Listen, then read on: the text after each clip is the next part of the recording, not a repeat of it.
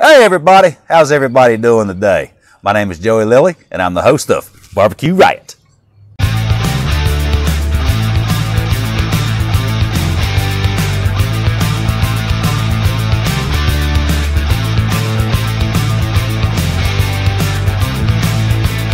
Hey everybody, welcome back to Barbecue Riot. Where on today's episode, what I'll be working on today is another local and a regional favorite, meat and taters. You might be saying, Lilly, what kind of meat and taters we talking about? I'm fixing to lay it on you, okay? We're going to be fixing 2 choice Angus chuck roast.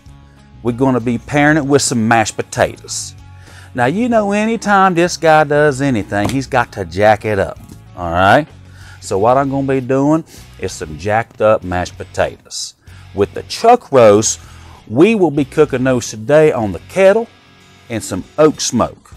And I tell you, you are definitely going to want to stay around to the finish to see how I pair this up. Because I'm going to tell you, I'm going to throw you a curveball at the very end you're probably not going to see coming. That's what I'm talking about. Everybody ready to get this going? I know I'm ready to get started. I'm hungry right now. Giddy up. All right, so what we're going to do, we're going to start with this. Hey, wait a minute. Hold up, y'all. Hold up. I got to do something that I forgot to do on my last episode, the West Virginia steak sandwich. I got to give a shout out to my big buddy, Big Ed O'Brien from Hinton, West Virginia. Big Ed hollered out at me before I made that video. He had told me that he had seen pictures of a previous sandwich that I had made, which was also the West Virginia steak sandwich. He was telling me, man, he really liked it. He really liked how it like looked and all that good jazz. I said, Big Ed, who's to say this guy can't give you a shout out on his video? Well, guess what happened? I made the video and I forgot to give Big Ed a shout out. So Big Ed, I'm sorry. I apologize to you. So here's your shout out. Shout! There it is. All right. Now let's get to going. Here we go. All right, everybody, let me tell you what we got going on over here in the kettle grill today. This setup that we've got going on here is something called the snake method. When you look in the kettle, obviously it kind of looks like a snake, which is the opposite of what we did last week when we did our West Virginia steak sandwich. Last week what we did was we put all the coals in the center and we cooked around the outside. This time what we're doing is we're putting the coals around the outside and we're going to be cooking in the center. Now, what's so nice with this method is you don't necessarily have to stay in the center. So how this works is we will take our chimney, we'll put about 10 lumps of coal in it. We'll take our wax starter, we'll put in there, light it. All of these will catch fire. It'll take about 15-20 minutes for them to actually really catch. Once they start ashing over, you just pour them over here on this side. You'll pour them right over there where the coals start. What will happen is this will be a slow burn. This cook's going to take anywhere from 6 to 4 hours. So you just want it to burn slowly throughout the whole snake. We have the wood on this side because we're going to start on this side. Now you may be asking, why don't you have wood going all the way around? Very good question. The reason we don't is because meat quits taking smoke in when it gets to around an internal temperature of around anywhere from 140 to 150. Okay, so I happen to know when we get probably around 140, 150, we're going to be somewhere in this area. So if you put wood over here, it will burn. You'll have heat, but the smoke won't be going into the meat. So it's kind of useless to actually have it over there. So now earlier what I was saying was you don't have to stay in the center, which is true. The fire will start here, but since the fire is over here, there is no fire over here. And as the fire burns with our grate, which one thing I really like with this kettle grill is the grate will spin. So as the wood goes around, you can also spin the grate away from being over the fire. Okay, this cook will probably take anywhere from 6 to 4 hours. You do not want to keep checking on it. I'll check on it probably after 2 hours and then probably after 4 hours just to see where we actually are. Now, once we hit around 160 on the internal temperature, what we will be doing, we will be pulling it from the kettle grill and we will be putting it in an aluminum pan. We'll be hitting it with some Worcestershire sauce, some beef broth. We'll be hitting it with some barbecue sauce. We're going to throw some onion up in there. We're going to throw some mushrooms and some garlic. Then what we're going to do is we're going to put aluminum foil on the top of it. We're going to put it back and we will let it cook from 160 on to about 202. We'll start checking it internal temperature about 202. We will probe it to see if it's tender. If it's not quite tender, we'll just keep a check on it like every 15 minutes. And then after that, we'll shred it and we'll do some things to it to really make this thing very, very good. That's what I'm talking about right there. So you may be saying, why are you pulling it at 160? The reason we're pulling it at 160 is very, very simple. That is what you call the stall. Okay? No, I ain't talking about stalling on my video.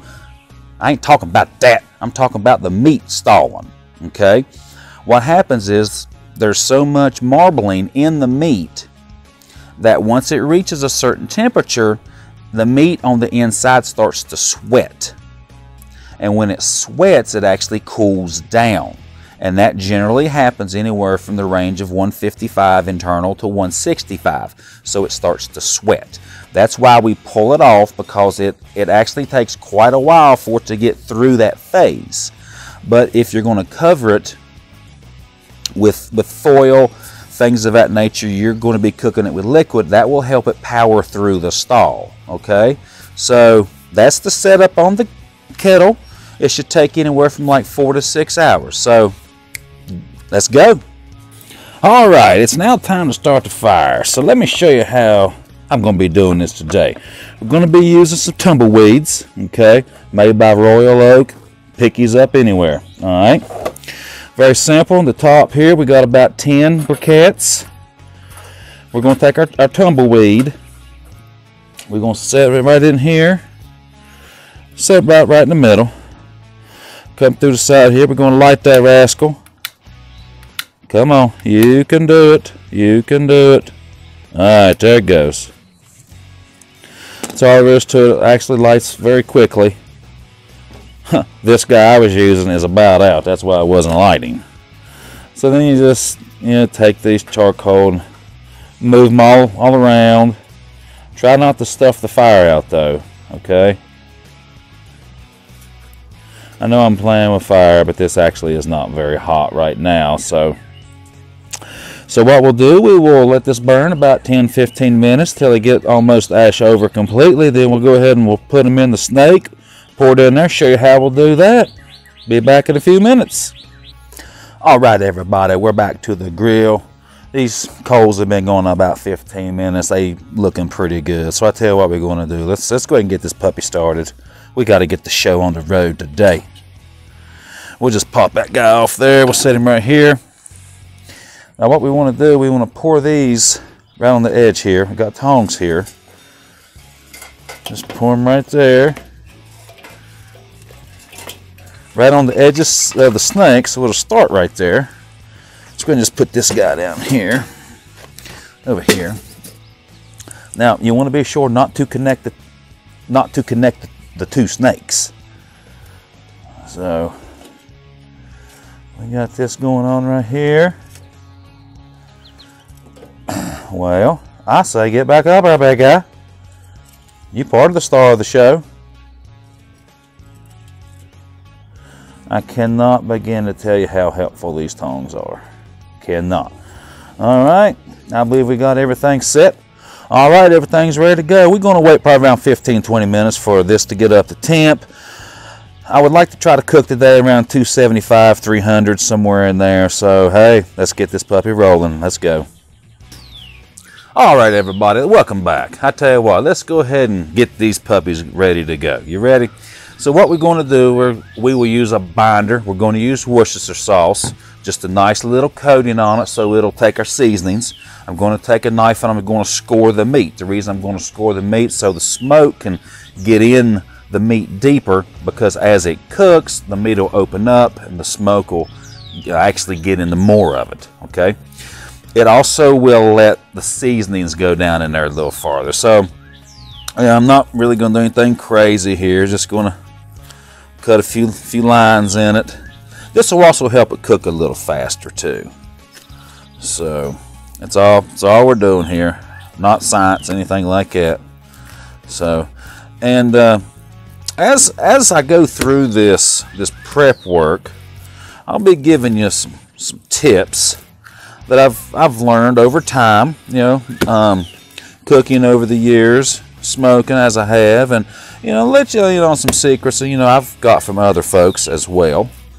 So, all right, the meat is scored. Like I say, there was really nothing to it. Lickety split.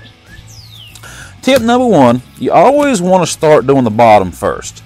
The reason is because you only have to flip it one time. If you start at the top, then you got to do the bottom, then you got to flip it back over. So only start on the bottom up. Giddy up. Okay, so spit it out, Lily. So we'll put some Worcestershire sauce on that. Oh man, this guy's wanting to hop on the kettle already. Did you see that? So as you can see, this kind of opens up a little bit there. Give it a good massage. You know, good old chuck roast, it'll take a massage anytime. That's what I'm talking about. Let's hit both sides with it. Let's get her done. All right. I believe that's pretty good right there. All right. So now let's go ahead and season this stuff up. You want to? Let's do it. All right. So we're going to start with our seasoning salt. We're going to use some coarse kosher salt. Now this is a larger salt. I really like it. Has a nice little crunch to it. So you just put it on there. Don't go crazy with the salt like I did at the get-go there, okay? You'll definitely be able to taste it if you put too much on it. All right, let's go hit the sides real quick. Now let me give you a tip while we're going. Oh, good day, Lily. Let me give you a nice little tip here while we're starting out. When you're using seasonings that are like finer type powders, you definitely want to go easy on them. The reason is because if you cake them on there and they happen to get too heavy, it will actually stop the smoke from, well, not stop it, but it will hinder the smoke from penetrating the meat, okay?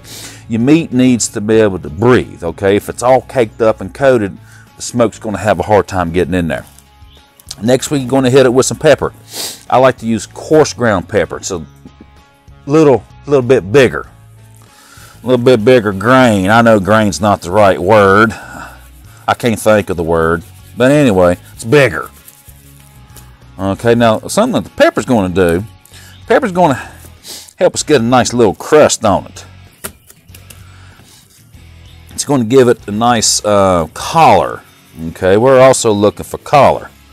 Now I know it doesn't matter what color it is when it's on your plate, whether it's, you know, red, brown, black, whatever, you're still going to eat it. But pepper does give it a nice color. I'm going to hit it with some garlic, granulated garlic. Now if you're a garlic person, you know, put more on here. If you don't like garlic that much, you know, don't. So garlic's a thing, it can kind of overtake a dish if you get too much of it. So that guy's in there. I think I've already done that, Joe. No, I didn't. You know, and if I did do it already, guess what? It's getting a double helping. I don't think I did it though. I don't think. Maybe what I can do, I can look at the video real quick. I think I'll just opt out of that. All right, now the last one is paprika.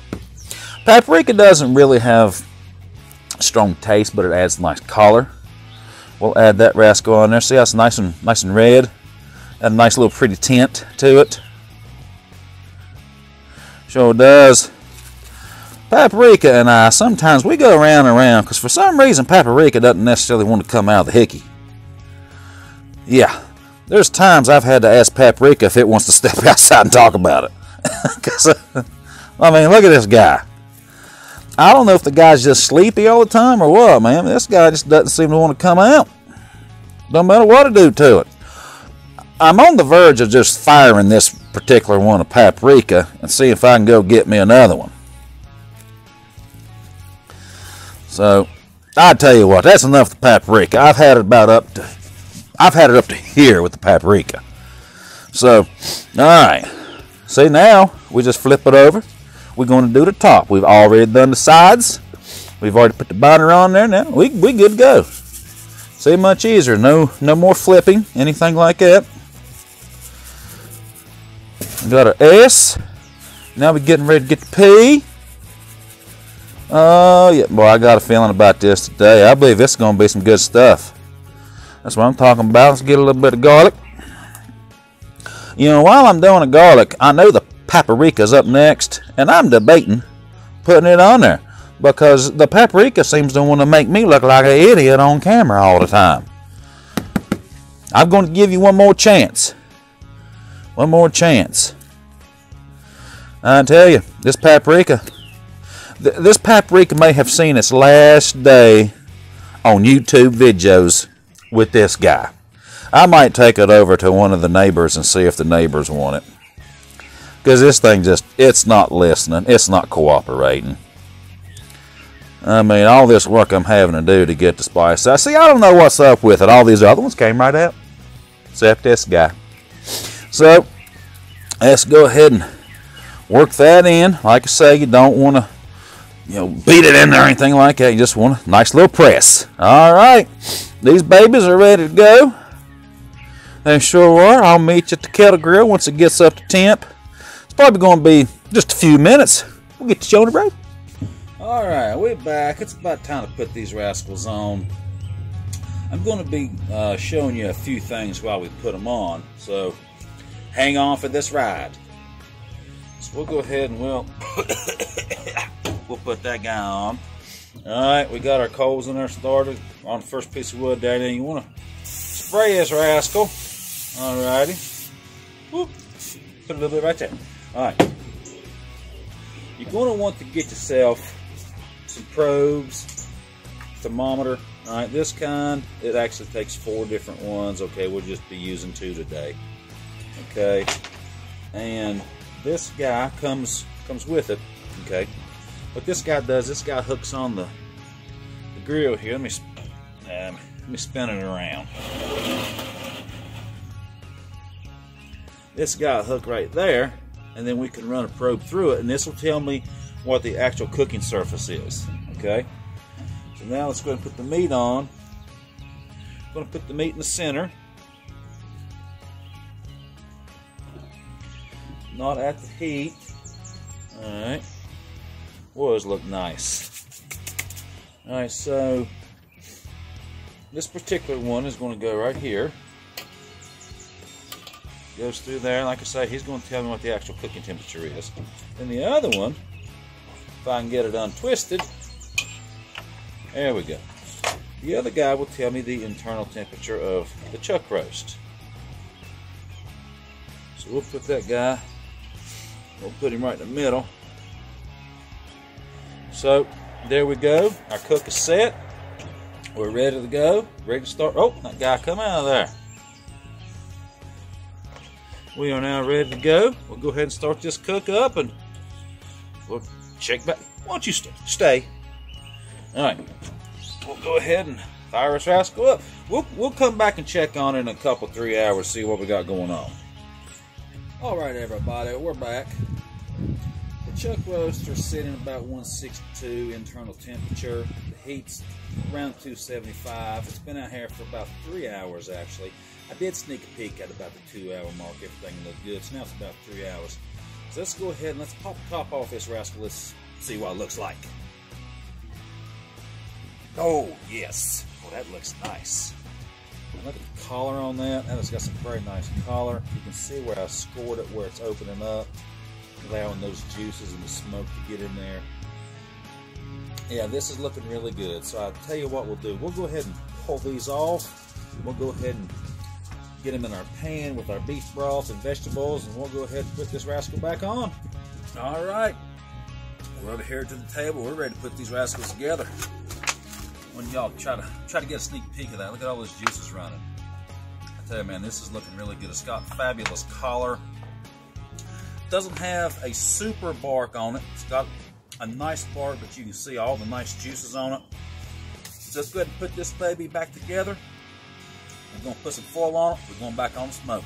All right, so the first thing we want to do, we've got beef broth. 16-ounce can. It's the man.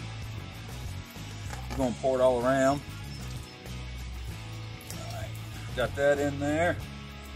Good deal. Barbecue riot. Barbecue sauce. Barbecue. What? Giddy up. Now, I'm not going to pour this on the roast. I'm just going to pour this around. Okay, we're probably getting, we're going to get around 4 to 6 ounces of it in here. That's going to mix with the juices and the beef broth. All right, and we're going to throw some onion up in here. These are 2 onions. You know, not super-sized jumbo onions, but you know, two big onions. We're head around in here. Got some mushrooms. Love some shrooms, man. Not even fibbing. I really dig some shrooms. Got some garlic. Oh man, I was going to say I'm going to spread it all around. Doesn't look like I'm spreading it anywhere. It looked like I just put a big old dollop on there is what it looked like. That's all right. It's looking good. All right, we're going to put this back. It's probably going to be in the heat for another 2 hours. Okay. Then, you know what? I'll tell you what. Let's just put another little drizzle of this guy right on top. Maybe we can get that flavoring up those vegetables pretty good there. A little barbecue right, original barbecue sauce. All right, so I tell you what we're going to do. We're going to go ahead and foil this. We're going to back on the cooker. Giddy up. All right, folks, we're back. Chuck roasts are done. Had them on the heat about 2.5 hours, somewhere in there. I probed them. They temped to 210, so I know they're done. Okay, so what you want to do now is you need to get you one of these little handy dandies. Okay, say temperature gauge, just very simple to use. Open it up like that. It's got a little face on it. Tells your temperature, all that kind of jazz. So what we want to do now is we want to probe for tenderness. All right, so let's take this off. Oh man, that's looking great. That is looking terrific. So we're not necessarily looking for temperature because it's, you know, temp to 210 already. We just want to take it in there and just probe it, stick around. It should go in like butter. Oh, just like that did. Yeah, this is done. This is nice. Yeah. Oh boy, this is going to be good. Yeah, that's done. Okay, so what you want to do now is, yeah, I think some of y'all saw me. I just want to lick that off. All right. So what we want to do now is we're going to take this into the kitchen and we're going to let it sit on the counter for 1 hour. Okay, 1 hour. It's off the heat. We're going to let all the juices redistribute through the chuck roast. What we will do after that is I will bring them back out. I'll have another tray. I will put the chuck roast in that tray, shred it up. We'll throw some veggies from here on top of that. Then we'll put a little bit of the juice that's in here, some of the own chuck roast juices, a little bit of barbecue sauce and beef broth. Put it all in there together. Do a bunch of that stuff to it. All right. Then I've told you we're going to have some jacked up mashed potatoes. Okay. So we're getting ready to do the mashed potatoes. Then we're going to put it all together. And I'm telling you, I've already told you, there's something coming at the end you're not going to see. All right. Be back in a few minutes with the taters. All right. We back. We ready to do the mashed potatoes. We're going to do some jacked up mashed potatoes to go along with this. All right. You may be saying, how are you going to jack these taters up? I'm going to tell you. We're just going to make a good basic mashed potato. We add some cream cheese to it. It's going to be lovely. Also got a tip for you when you're doing your potatoes, okay? After you finish boiling them, strain them, all that good jazz, put them back in here, okay? With the eye off that you just used, put them back on there for roughly 30 seconds. Keep them moving, okay? That extra heat will take some of the water out of the potatoes, okay? Because waters and mashed potatoes, they just don't mix. You don't want water in there, okay? Pro tip number one. Pro tip number two is this. Whenever you use one of these guys making mashed potatoes in a pot, make sure you use stainless steel. Do not use a Teflon covered pot, because it'll take the Teflon off, okay? Trust me. Been there, done that, got the t-shirt, okay? Pro tip number three, when mashing taters, do not over mash the tater, okay? Whenever it's all incorporated and everything, it's done. If you beat it more, you beat it too long, you're going to have glue potatoes, not mashed potatoes. And what we're going after is some mashed potatoes, okay? So we've got about 3 pounds of yaller taters to it. We're going to add not a whole stick of butter, but fairly close. We got about 6 ounces of cream cheese, somewhere in there, okay? I got a cup of milk. I don't think I'm going to use all of it though. I'm going to add some salt to it. This is just to look and to taste. To me, this guy right here makes mashed potatoes. Pepper. I love pepper. If you want to put pepper in it, go ahead. You want to put a whole lot in it, go ahead. Whatever. You do you. So I'm going in with the pepper. I tell you what, man, I ain't even gonna mess around with the part that's got the little holes. I'm going in for that right there. That's what I'm talking about. Oh yeah, polywater doodle all the day. That looks pretty good to me. All right, let's have at it, boys. Let's do this.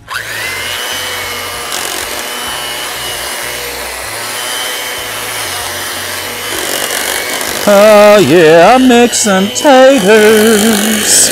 Like I said earlier, don't overmix the tater.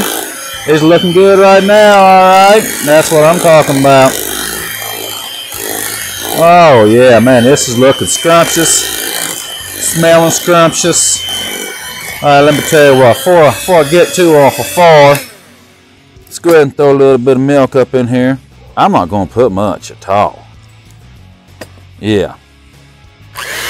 You might be saying, hey man, what you doing? Dude, this is a real cooking show. We actually cook on this show, okay? Oh yeah. Okay, she's coming together, boys. Oh yeah, not too thick, not too thin. And I'm going to tell you something else when it comes to mashed taters. Okay, that's looking pretty good.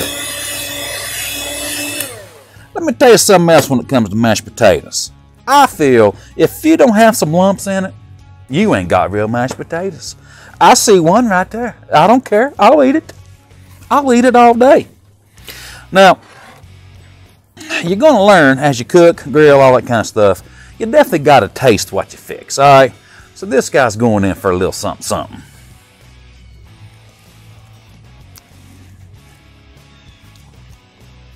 Yeah. Yeah. That's good. That's good stuff. All right, we got the taters done. Going to be bringing the beef out, shred it, all that good jazz. We're going to wrap this baby up pretty soon. All right, ladies and gentlemen, I'm back. We're going to shred this up. That's what I'm talking about. Dude, this is falling apart. I touched it and it's falling apart. Man, this has like a really, really super nice looking bark on it. Bark turned out better than I thought it was going to. Now I got a big old hunk of fat right there, but that's all right. Yeah, this has a lot of smoke down in it. It sure does. You can tell from where I cut the, not cut, but where I scored the beef, it allowed more of the smoke to get down in there. So now, you know, if you're doing this and you're getting hunks of fat, you know, just discard those. So you know, you'll have a little bit of fat where the pieces of muscle meet each other. So, yeah, this is going by very well. This smells delicious, by the way. I just want y'all to know, the folks that are on the other side of this camera, just how well this is smelling. You know, I'm not for certain either way if I'm going to tell the doc down the street what I got going down here today or not. You know, he would probably like to eat it. He'd probably fuss at me about some of it, though. I don't know. It's hard to tell about that guy. Good guy, though. So let's just keep on shredding. Man, this is just falling apart, man. This is good stuff. I can't wait to get up on this. That fell apart even easier. Like I say, as you pick through this, you're going to find a little bit of fat here, a little bit of fat there. Now, while I'm doing this, let me explain to you. There's a difference in fat and marbling. Okay, marbling is the striations of fat that's running through the beef, strings of fat, so to speak. Fat is when you like get clumps of fat. Okay, that's fat. That fat will not break down. That fat will not render. Okay, that's the proper terminology, render. See, like this right here where two muscles meet. Right there's a hunk of fat right there. You just throw that away. And then what you're left with is just meat. The smaller end down here is really, really smoked up. I can see the smoke all through that. Yeah, this is looking good. Wow, man, that is really pretty. You may notice as I'm shredding this is very slippery. It is. I've got gloves on and it's very slippery. Speaking of gloves, this is warm. I've got gloves on, but I've got gloves on underneath these as well. So you don't necessarily want to go in with just these gloves. You want gloves underneath to protect your hands. So, you know, we had two chuck roasts. One was a tad more than 2.5 pounds, and one was under 2.5 pounds. So we actually cooked about 5 pounds of chuck roast. They're not thrown away very much. That's good. There's a little bit of fat right there. We're really not throwing away very much at all. Now that's good. So this is going to yield quite a bit. All right, she's broken down. Oh, hello, for real. Oh man, guy just went overboard right there. And you know, he's a pretty good sized chunk. I got a feeling once the camera's off, I'm going in after that guy. So let's just go ahead. Let's tell you what. Let's pop this old boy up on here. Let's go in with the whatever this thing's called. We'll get the vegetables. We'll put the vegetables all up in there. We got some garlic, onions, and mushrooms. I really dig mushrooms. I like mushrooms a lot. And we're also getting the good beef rendered fat that come off. So, you know, we're getting this nice juices. We're getting original barbecue sauce up in there. And we're also getting beef broth. So there's the veggies. We'll put a little bit more beef broth in there, just a little bit. I won't take all of it. You know what? I think I'll just take my handy dandy tool here that I don't know what it's called. We'll just scoop all this stuff together. Sure, man. You know, that's pretty good sized shovel I got going on here, I believe. So, man, I'm telling you. Dude, honestly, Southern West Virginia needs to get really excited about what it has going on down here with all the food it does and the great chefs and cooks and, you know, all the aunts and grannies and sisters and moms that know how to do everything, man. All I'm trying to do is just show you what I know how to do, and we can do some of that through smoking and barbecuing meats. So I really hope Southern West Virginia is getting all excited about this. I know this guy is. All right, let's go ahead and pair it up with the mashed potatoes here in just a minute. All right, everybody out there in YouTube land, it is finally time to put this together. This guy's going to go ahead and dive in on these taters. I'm telling you, this guy likes some taters. All right, so hey, you know what? Hold up. Y'all are out there thinking, well, you know what? It doesn't matter what these taters taste like. You're going to say that they're good. Okay, so let me holler at somebody. Okay, let me see if I can holler at my taste tester. Okay, see if she's close by. Hey, taste tester! One of them's taste tester, one of them's tech guy. Taste tester! Hey, come here a minute. Come here a minute. Because I said so.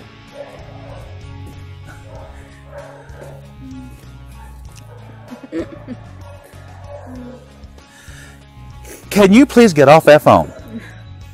Who you texting me? I'm right beside you.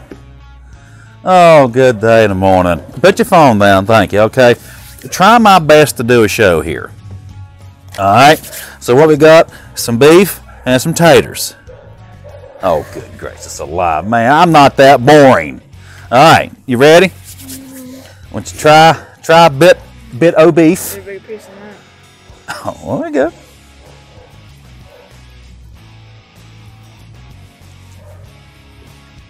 What do you think? Alright, good. Got a good flavor. There's some smoke in it. Okay, good deal. All right. Get on the mashed potatoes. See how what? Girl, I done spun them up. But you go right ahead. Go on. Big enough bite? No. Good day to morning. Put that whole thing in her mouth.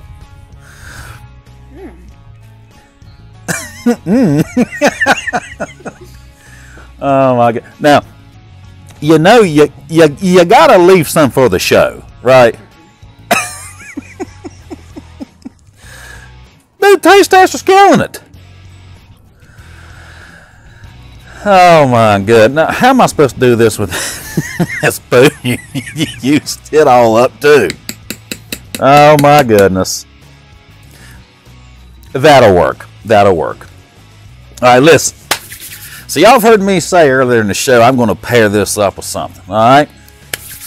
I'm going to show you what it is. Listen, I need you to hand me my secret weapon over there and hand me that large spoon over there, please. This is, let's just say business about to pick up.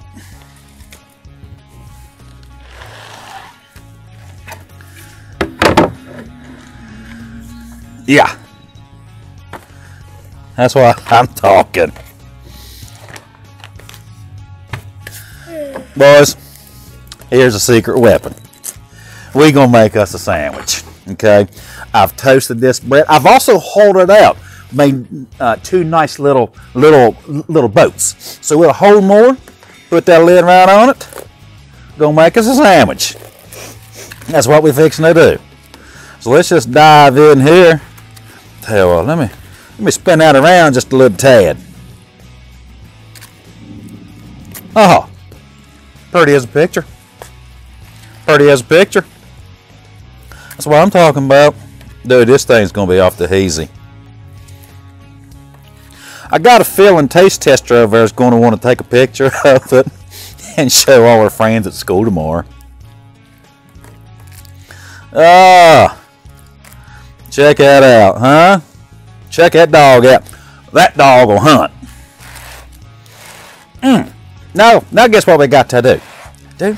Oh, you know what? I think there's a little tad right there. It needs a more bit of beef. Come here, buddy. Come here. Come here, mashed potato. Oh, yeah. We'll ladle that right in there. Yeah. You know what? I think I just made the decision. I'm not going to holler at the doc down the street. Doc can have his tofu sandwich tonight. Good day. I can tell you one thing right now. Ain't no restaurant around here serving this. You just take that lid right there. You flop her on over. Ladies and gentlemen, I don't even know what to call this thing. It's a smoked beef chuck mashed potato on an Italian bread sandwich. So It's falling out the front. right there you go. I'm not even going to attempt to put this in my mouth. Oh, somebody will get the mashed potato though. Alright, so listen here. Let's just go for what all we did today. We took 2 chuck roasts, seasoned them up just right, cooked them on the kettle grill. They cooked about 6 hours. Hit them with salt, pepper, garlic, paprika, oak smoke. We made some good jacked up mashed potatoes with some cream cheese. We just put it all together on a hollowed out toasted French loaf of bread. That's all we did. We got some good leftovers for next day or two. So hey, listen, man, I want to tell you thank you. We got a whole lot of good stuff going on here. This was an awesome show today. Had a great time. Glad y'all finally got to meet Taste Tester. So hey, listen, thank you from the bottom of my heart. Y'all just keep on watching. Now remember, you got to subscribe. When it comes to the bell, you got to click it, or you're going to get a ticket from the grilling police. You got to like it, you got to share it. A tech guy, he's going to put the description down here. He's been getting all over me. He's like, man, quit pointing all over the place and tell him I'm going to put stuff here. He said, it's down here. Just, I tell you what, it's going to be right on top of that sandwich right there. All right, listen. Thank y'all for tuning in. See you next time. Giddy up.